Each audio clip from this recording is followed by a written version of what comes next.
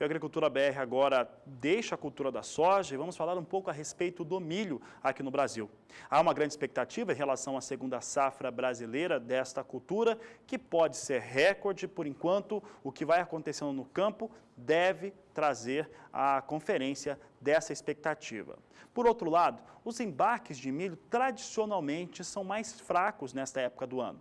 Os embarques, as exportações do cereal, elas dão espaço, dão lugar a um volume muito maior da soja por conta de uma saída maior e também um preço muito mais elevado que a oleaginosa tem em relação ao milho.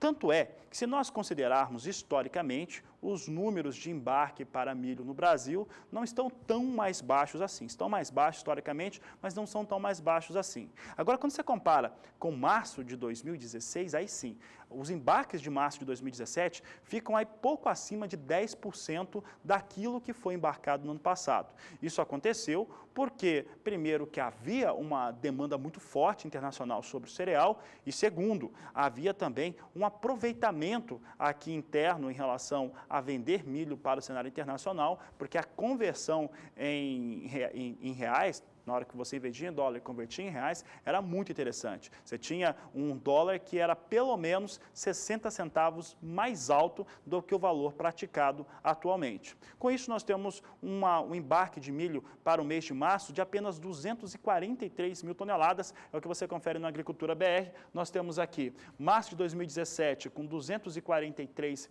mil toneladas de milho sendo embarcados, ou você observa que os embarques em fevereiro foram praticamente o dobro do que aconteceram agora em março. Fevereiro deste ano, 487.400 toneladas. Mas chama muito a atenção a comparação com março de 2016. Era uma outra realidade, é importante lembrar, mas março de 2016 teve um embarque de 2.024.000 toneladas, mesmo com soja ano passado, tendo embarcado também quase 9 milhões de toneladas. Portanto, você observa que março de 2017 realmente os negócios vêm bem mais lentos em relação aos embarques de milho na questão do volume.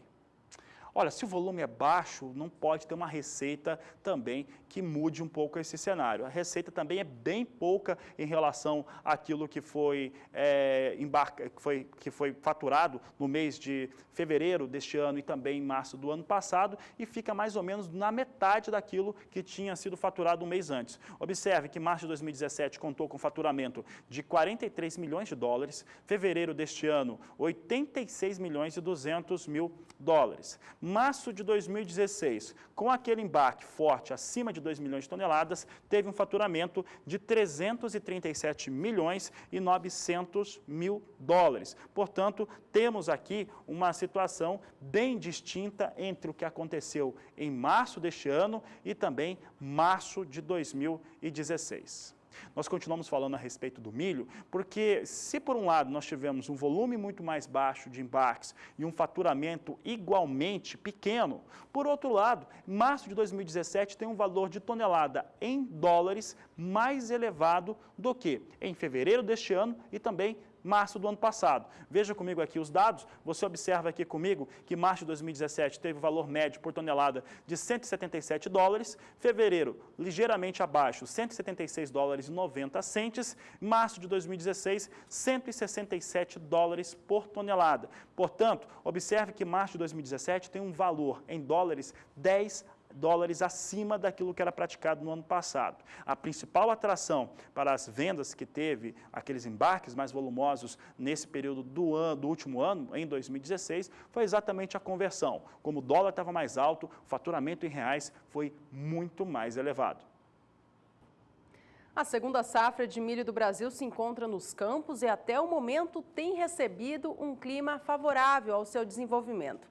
Nos últimos dias, no entanto, a chuva diminuiu sobre parte da região centro-sul do país, o que já começa a causar preocupação em alguns produtores. A Nadiara, da Somar Meteorologia, conta pra gente agora se essa chuva retorna suficiente para garantir a umidade do solo. Olá, Nadiara, boa tarde para você. Olá, boa tarde a todos que nos assistem. Desde a última semana, as chuvas mais intensas têm se concentrado sobre o norte e partes do nordeste do país. Inclusive, vem chovendo de forma expressiva em alguns estados do nordeste que apresentavam um grande déficit hídrico. Por outro lado, o ar seco ganhou força no centro-sul do Brasil. As temperaturas também ficaram um pouco mais amenas, principalmente durante as madrugadas. E com esse tempo mais seco, a umidade do solo até voltou a cair em algumas áreas produtoras de milho segunda safra, especialmente entre o sudeste e partes do centro-oeste. Enquanto isso, a gente observa que entre o nordeste e partes do norte, o solo encontra-se com altos níveis de umidade, principalmente aqui entre o meio-oeste da Bahia e interior do Pará, onde nas manchas em rosa do mapa o índice chega até 100%. Agora, para esses próximos dias, o destaque é a mudança do padrão novamente das chuvas. Vai voltar a chover forte no sul do Brasil, por causa da passagem de uma frente fria, e esse sistema vai organizar a umidade da Amazônia também sobre o interior do país, então favorecendo o aumento das chuvas sobre o centro-oeste. Nesses próximos 5 dias, pode chover mais de 70 milímetros no interior da região sul. Sobre o Paraná, a chuva é favorável para aumentar a umidade no solo nas áreas produtoras de milho segunda safra. Sobre o centro-oeste também chove de 30 a 50 milímetros, especialmente no interior de Mato Grosso do Sul e no norte mato-grossense. É uma chuva que pode atrapalhar momentaneamente atividades no campo, mas mantém os altos níveis de umidade no solo para o desenvolvimento das lavouras de milho. Sobre o sudeste, a chuva será mais generalizada entre São Paulo, Sul e Triângulo Mineiro. No norte de Minas Gerais e no Espírito Santo, diminui a condição para chuva, assim também como no interior nordestino. No decorrer do segundo período, que vai do dia 9 ao dia 13 agora do mês de abril, a chuva continua abrangente no centro-sul do país, só que de uma forma geral o volume de água será menor, especialmente no sudeste e no centro-oeste. Mas ainda assim, com essa certa frequência das pancadas de chuva, os níveis de umidade no solo devem continuar elevados. Na região sul, chove forte, principalmente no interior gaúcho, com volumes de água que podem ultrapassar 30 milímetros em 5 dias.